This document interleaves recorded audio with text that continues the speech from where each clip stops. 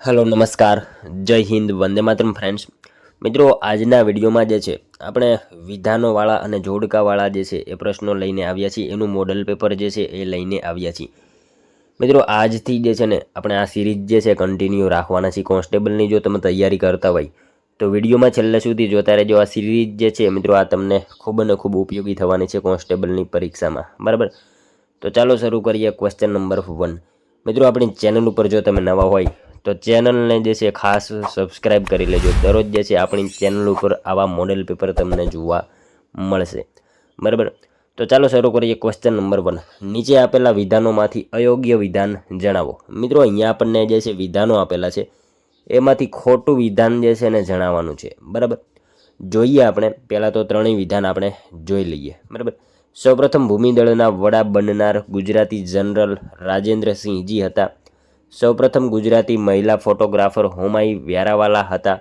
ગુજરાતની સૌપ્રથમ law university Ahmedabad સ્થાપવામાં આવેલ છે શું આવશે આમાં મિત્રો રાઈટ આન્સર સૌપ્રથમ ભૂમિદળના વડા બનનાર ગુજરાતી જનરલ રાજેન્દ્રસિંહજી હતા બરાબર આ વિધાન જે છે ને આપણને સાચું આપેલું છે પહેલું વિધાન સાચું છે કે સૌપ્રથમ ભૂમિદળના વડા બનનાર જે છે ગુજરાતી જનરલ રાજેન્દ્રસિંહજી હતા પહેલું વિધાન સાચું છે જોઈએ બીજું વિધાન સૌપ્રથમ ગુજરાતી મહિલા ફોટોગ્રાફર હોમાઈ વ્યારાવાલા હતા બરાબર આ વિધાન જે છે ને મિત્રો આપણને સાચું આપેલું છે બીજું વિધાન જે છે એ પણ આપણને સાચું આપેલું છે કે સૌપ્રથમ ગુજરાતી મહિલા ફોટોગ્રાફર હોમાઈ વ્યારાવાલા હતા બીજું વિધાન પણ આપણને સાચું આપેલું છે તો જોઈએ આપણે હવે ત્રીજું વિધાન ગુજરાતની પ્રથમ લો યુનિવર્સિટી અમદાવાદ સ્થાપવામાં આવેલ છે મિત્રો અહીંયા છે ને અમદાવાદ નહીં આવે બરાબર અમદાવાદ જે છે એ નહીં આવે આ વિધાન આપણને જે છે ખોટું આપેલું છે અમદાવાદમાં નહીં આવે ગુજરાતની પ્રથમ જે છે એ લો યુનિવર્સિટી ક્યાં આવશે ગાંધીનગરમાં આવશે નહીં કે અમદાવાદ બરાબર ગાંધીનગરમાં જે છે એ સ્થાપવામાં આવેલ છે ગાંધીનગર આપણો રાઈટ આન્સર બનશે એટલે પહેલું અને બીજું બે વિધાન જે છે ને આપણને સાચા આપેલા છે ત્રીજું વિધાન ખોટું આપેલું છે તો આપણો પ્રશ્ન શું હતો નીચે આપેલા વિધાનોમાંથી અયોગ્ય વિધાન જણાવો અયોગ્ય વિધાન કયું થશે ત્રીજું વિધાન જે છે ને મિત્રો અયોગ્ય વિધાન થશે બરાબર ખોટું વિધાન ત્રીજું થશે એટલે આપણો જવાબ જે છે ને ઓપ્શન સી બનશે બરાબર માત્ર ત્રીજું જે છે એ ખોટું વિધાન છે બરાબર ઓપ્શન સી આપણો સાચો જવાબ બનશે જોઈ લેજો તમે બરાબર જોઈએ મિત્રો ત્યારબાદનો નેક્સ્ટ ક્વેશ્ચન ગુજરાત રાજ્યના તળાવો વિશે યોગ્ય જોડકા જોડો ગુજરાત રાજ્યના તળાવો વિશે જે છે યોગ્ય જોડકા જોડો જોઈએ મિત્રો આપણને આ બાજુ તળાવો આપેલા છે અને આ બાજુ જે છે જિલ્લો આપેલો છે તો શું આવશે ચંડોળા તળાવ શર્મિષ્ઠા તળાવ બોર તળાવ આજવા તળાવ પહેલાં તો મિત્રો જે છે ને ચંડોળા તળાવ જે છે ક્યાં આવશે અમદાવાદમાં આવશે બરાબર અમદાવાદમાં જે છે એ ચંડોળા તળાવ આવેલું છે તો પહેલા સામે બી આવશે પહેલા સામે બી ક્યાં છે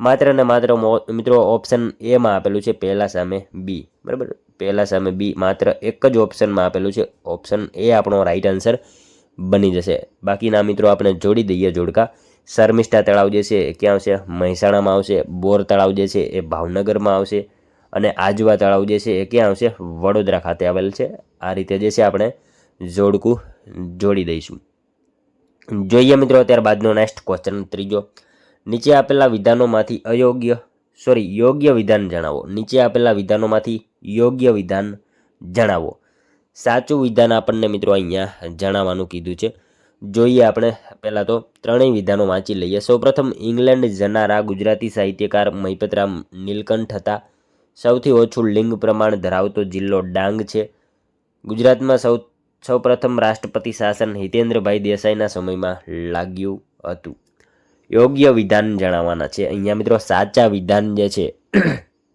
આપણને જણાવવાના કીધા છે બરાબર જોઈએ આપણે પહેલું વિધાન સૌપ્રથમ ઇંગ્લેન્ડ જનાર ગુજરાતી સાહિત્યકાર મહિપતરામ નીલકંઠ હતા મિત્રો સાચું વિધાન આપેલું છે પહેલું વિધાન જે છે સાચું છે કે સૌપ્રથમ ગુજરાત જે છે ઇંગ્લેન્ડ જનારા ગુજરાતી સાહિત્યકાર મહિપતરામ રૂપરામ નીલકંઠ હતા પહેલું વિધાન એકદમ આપણને મિત્રો સાચું આપેલું છે જોઈએ બીજું વિધાન સૌથી ઓછું લિંગ પ્રમાણ ધરાવતો જિલ્લો ડાંગ છે ડાંગ નહીં આવે મિત્રો બરાબર આ વિધાન જે છે ને આપણને ખોટું આપેલું છે સૌથી ઓછું લિંગ પ્રમાણ ધરાવતો જિલ્લો ડાંગ નહીં આવે સુરત જિલ્લો આવશે બરાબર સુરત જિલ્લો જે છે એ આવશે સૌથી ઓછું લિંગ પ્રમાણ ધરાવતો જિલ્લો ડાંગ નહીં આવે સુરત આવશે બરાબર એટલે કે બીજું વિધાન આપણને ખોટું આપેલું છે ત્યારબાદ ત્રીજું વિધાનમાં આપણે જોઈએ, ગુજરાતમાં પ્રથમ રાષ્ટ્રપતિ શાસન હિતેન્દ્રભાઈ દેસાઈના સમયમાં લાગ્યું હતું. આ વિધાન મિત્રો સાચું છે, બરાબર. ગુજરાતમાં જે છે સૌપ્રથમ રાષ્ટ્રપતિ શાસન જે છે એ કોના સમયમાં, તો હિતેન્દ્રભાઈ દેસાઈના સમયમાં લાગ્યું હતું. વર્ષ યાદ રાખજો, 1971ના વર્ષમાં, બરાબર. એ પણ ખ્યાલ હોવો જોઈએ. ગુજરાતમાં સૌપ્રથમ રાષ્ટ્રપતિ શાસન હિતેન્દ્રભાઈ દેસાઈના સમયમાં 1971માં લાગ્યું હતું. મતલબ આપણને પહેલું અને ત્રીજું 1 અને 3 જે છે ને આપણો જવાબ બનશે. સાચા વિધાન જે છે 1 અને 3, એટલે કે ઓપ્શન સી આપણો રાઈટ આન્સર અહીંયા બની જશે, બરાબર. બીજું વિધાન આપણને ખોટું આપેલું હતું. અહીંયા જે છે સૌથી ઓછું લિંગ પ્રમાણ ધરાવતો જિલ્લો જે છે ડાંગ નહીં આવે, સુરત જિલ્લો આવશે. એટલે કે પહેલું અને ત્રીજું વિધાન સાચું છે. આપણો જવાબ ઓપ્શન સી બનશે, બરાબર. મિત્રો તમને વિડીયો ગમતો હોય તો એક લાઇક કરજો. અમે તમારી પાસે માત્ર એક લાઇકની આશા રાખીએ છીએ, તો એક લાઇક તમે જરૂર કરી દેજો. જોઈએ મિત્રો ત્યારબાદનો નેક્સ્ટ ક્વેશ્ચન ચોથો, મધ્યકાલીન સાહિત્ય અંગે યોગ્ય જોડકા જોડો. મધ્યકાલીન સાહિત્ય અંગે જે છે યોગ્ય જોડકા જોડવાના છે. મિત્રો આપણને આ બાજુ જે છે કૃતિઓ આપેલી છે અને આ બાજુ એના રચયિતા આપેલા છે. આના યોગ્ય આપણે જોડકા જોડવાના છે, બરાબર. જોઈએ આપણે રામાયણ, આદિપુરાણ, અજીતનાથ પુરાણ, શાંતિ પુરાણ. તો મિત્રો રામાયણ જે છે, રામાયણ જે છે કૃતિ, એના રચયિતા કોણ આવશે? તમિલ ભાષામાં, બરાબર. અહીંયા મિત્રો તમિલ ભાષામાં રામાયણની વાત કરવામાં આવી છે, તો શું આવશે? કંબલ. કવિ કંબલ જે છે એમને તમિલ ભાષામાં જે છે એ રામાયણ લખી છે, બરાબર. ત્યારબાદ મિત્રો આદિપુરાણ આવશે. આદિપુરાણમાં કવિ પંપા આવશે. ઓપ્શન એ બની જશે. એમાં બીજા સામે એ આવશે, તો પહેલા સામે ડી અને બીજા સામે એ, પહેલા સામે ડી અને બીજા સામે એ. અહીંયા ઓપ્શન સી આપણો રાઈટ આન્સર બની જશે, બરાબર. પહેલા સામે ડી અને બીજા સામે એ, માત્ર સી ઓપ્શનમાં આપેલું છે, બરાબર. તો આપણો જવાબ જે છે ને ઓપ્શન સી બની જશે. ત્યારબાદ બીજા વાત કરીએ, અજીતનાથ પુરાણ જે છે એના રચયિતા કોણ આવશે? કવિ રન્ના આવશે. અજીતનાથ પુરાણ જે છે એના રચયિતા કવિ રન્ના આવશે અને શાંતિ પુરાણ જે છે એના રચયિતા જે છે એ કવિ પોન્ના આવશે, બરાબર. આ રીતે જોડકા આપણે યોગ્ય રીતે જોડી દેતા છે, જોઈ લેજો મિત્રો. કવિ પંપા, કવિ રન્ના અને કવિ પોન્ના એ કન્નડ સાહિત્યમાં જે છે એ સારામાં સારું સ્થાન ધરાવે છે અને કન્નડ સાહિત્ય જગતની અંદર ત્રિપુટી તરીકે કવિ પંપા, કવિ રન્ના અને કવિ પોન્નાને ઓળખવામાં આવે છે. એ બાબત આપણને સાથે સાથે ખ્યાલ હોવી જોઈએ. જોઈએ મિત્રો ત્યારબાદનો નેક્સ્ટ ક્વેશ્ચન, ગુજરાતના મેળાઓ અને તેની તિથિઓ જોડકા જોડો. ગુજરાતના મેળાઓ અને તેની તિથિઓ વિશે આપણને અહીંયા જોડકા આપેલા છે, યોગ્ય રીતે જોડવાના છે. આ બાજુ મેળો આપેલો છે, આ બાજુ એની તિથિ આપેલી છે, તો શું આવશે આમાં મિત્રો? જોઈએ આપણે મોઢેરાનો મેળો જે છે ને શ્રાવણ વદ અમાસમાં આવશે. મોઢેરાનો મેળો જે છે એ શ્રાવણ વદ અમાસ, એટલે કે પહેલા સામે સી આવશે. પહેલા સામે સી જે છે ક્યાં આવશે? પહેલા સામે સી મિત્રો માત્ર એક જ ઓપ્શનમાં આપેલું છે, ઓપ્શન એ આપણો અહીંયા રાઈટ આન્સર બનશે, બરાબર. પહેલા સામે માત્ર ઓપ્શન એમાં આપેલું છે, ઓપ્શન પહેલા સામે સી માત્ર એક જ ઓપ્શનમાં આપેલું છે, એટલે કે આપણો જવાબ જે છે ઓપ્શન એ બની જશે. મોઢેરાનો મેળો શ્રાવણ વદ અમાસમાં આવશે. નકળંગનો મેળો જે છે ને મિત્રો ભાદરવા વદ અમાસ આવશે. નકળંગનો મેળો જે છે ભાદરવા વદ અમાસ આવશે. વૌઠાનો મેળો મિત્રો કારતક સુદ પૂનમ આવશે. વૌઠાનો મેળો જે છે કારતક સુદ પૂનમ આવશે. અને ડાંગ દરબારનો મેળો જે છે ને ફાગણ સુદ પૂનમ આવશે, બરાબર. આ રીતે યોગ્ય જોડકા આપણે જોડી દીધા છે.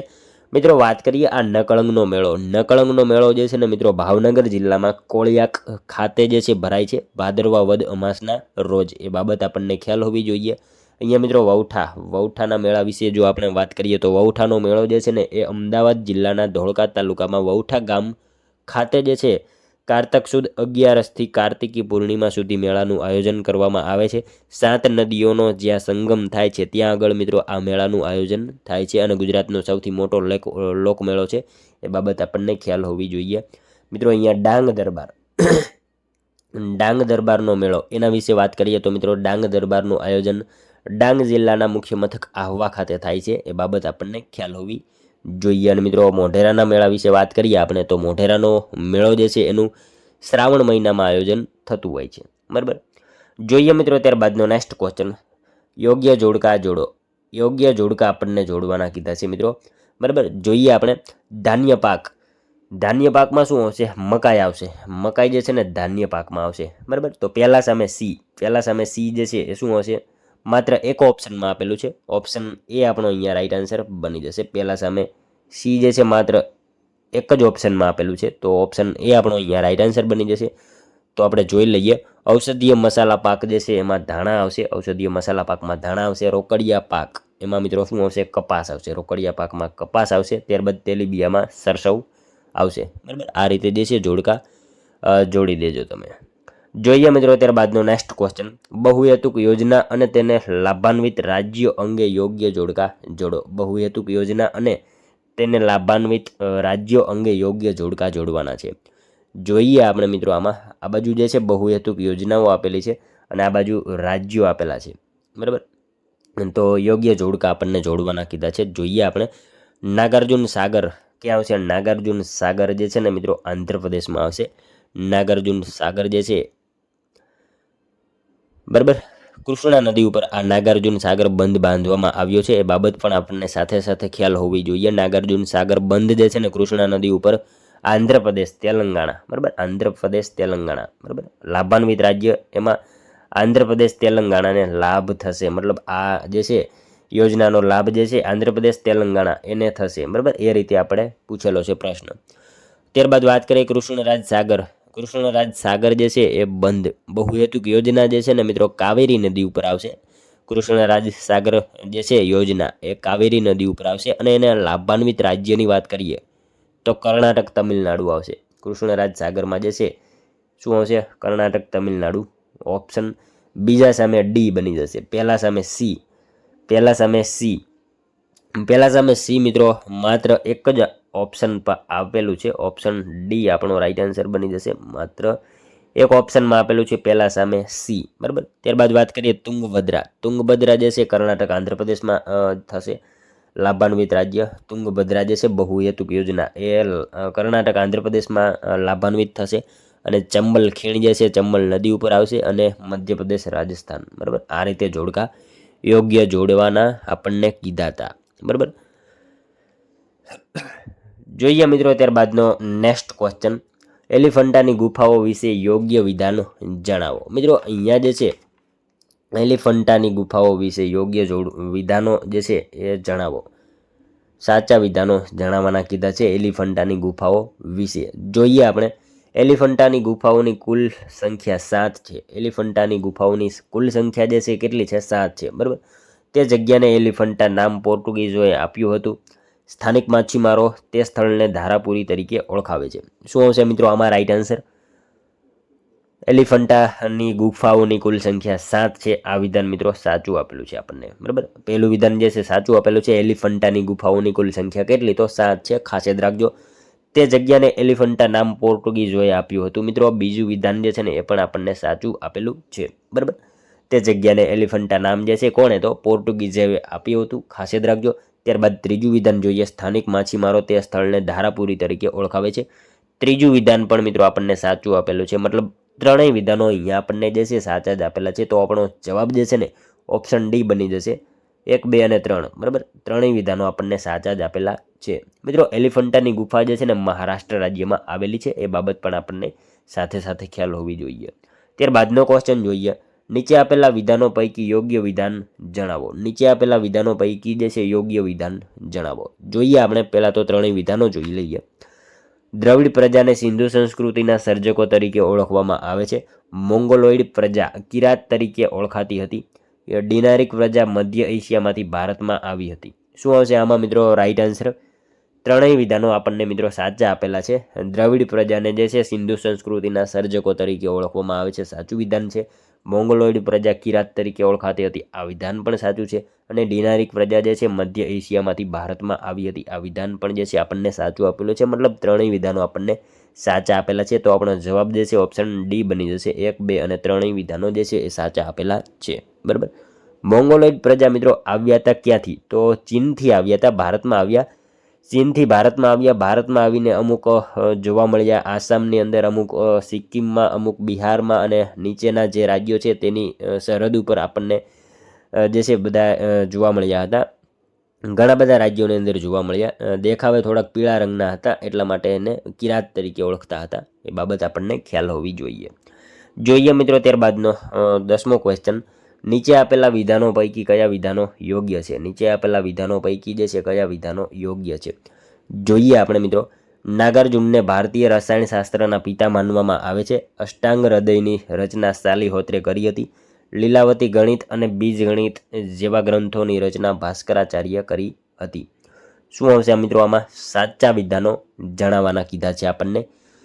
નાગાર્જુનને ભારતીય રસાયણશાસ્ત્રના જે છે પિતા માનવામાં આવે છે. મિત્રો આ વિધાન જે છે ને આપણને સાચું આપેલું છે, બરાબર. પહેલું વિધાન સાચું છે કે નાગાર્જુનને જે છે એ ભારતીય રસાયણશાસ્ત્રના પિતા માનવામાં આવે છે. પહેલું વિધાન સાચું છે. ત્યારબાદ બીજું વિધાન જોઈએ. અષ્ટાંગ હૃદયની રચના સાલિહોત્રે કરી હતી. અષ્ટાંગ હૃદયની રચના સાલિહોત્રે કરી હતી. મિત્રો આ વિધાન જે છે ને આપણને ખોટું આપેલું છે, બરાબર. અષ્ટાંગ હૃદયની રચના સાલિહોત્રે કરી હતી નહીં આવે. સાલિહોત્રે જે છે ને મિત્રો પહેલાં તો વાત કરીએ અષ્ટાંગ હૃદય. અષ્ટાંગ હૃદયની રચના જે છે ને સાલિહોત્રે નહીં કરેલી, બરાબર, નથી કરી. અષ્ટાંગ હૃદયની રચના જે છે વાઘભટ્ટે કરી હતી. ખાસ યાદ રાખજો, વાઘભટ્ટે જે છે એ અષ્ટાંગ હૃદયની રચના કરી હતી. અને સાલિહોત્રે જે છે ને અશ્વશાસ્ત્રની રચના કરી હતી, બરાબર. અશ્વશાસ્ત્રની રચના જે છે એ કરી હતી. ખાસ યાદ રાખજો. એટલે કે આ બીજું વિધાન જે છે ને આપણને ખોટું આપેલું છે, બરાબર. અશ્વશાસ્ત્રની રચના સાલિહોત્રે કરી હતી અને અષ્ટાંગ હૃદયની રચના જે છે ને વાઘભટ્ટે કરી હતી. એટલા માટે બીજું વિધાન આપણને ખોટું આપેલું છે. ત્યારબાદ ત્રીજું વિધાન જોઈ લઈએ. લીલાવતી ગણિત અને બીજગણિત જેવા ગ્રંથોની રચના ભાસ્કરાચાર્ય કરી હતી. મિત્રો આ વિધાન જે છે ને સાચું છે, બરાબર. પહેલું અને ત્રીજું વિધાન સાચું છે, બીજું વિધાન ખોટું છે. એટલે આપણો જવાબ જે છે ને ઓપ્શન એ બની જશે. માત્ર 1 અને 3, બરાબર. માત્ર 1 અને 3 આપણો જવાબ ઓપ્શન એ બની જશે. પહેલું અને ત્રીજું વિધાન સાચું છે, બીજું વિધાન ખોટું છે. જોઈ લેજો તમે. તો મિત્રો આ હતો વિડીયો. જો તમને વિડીયો પસંદ આવ્યો હોય તો એક લાઇક કરજો, તમારા મિત્રો જોડે શેર કરજો, જેથી એમને પણ ઉપયોગી બને. અને મિત્રો આપણી ચેનલ ઉપર નવા હોય તો ચેનલને સબસ્ક્રાઈબ કરી લેજો. દરરોજ આપણી ચેનલ ઉપર જે છે આવા તમને વિડીયો જોવા મળશે, મોડલ પેપર જોવા મળશે. તો ચેનલ સાથે ખાસ જોડાયેલા રહેજો, બરાબર. તો મળશું હવે આપણે કાલે બીજા વિડીયોમાં. ત્યાં સુધી જય હિન્દ, વંદે માતરમ.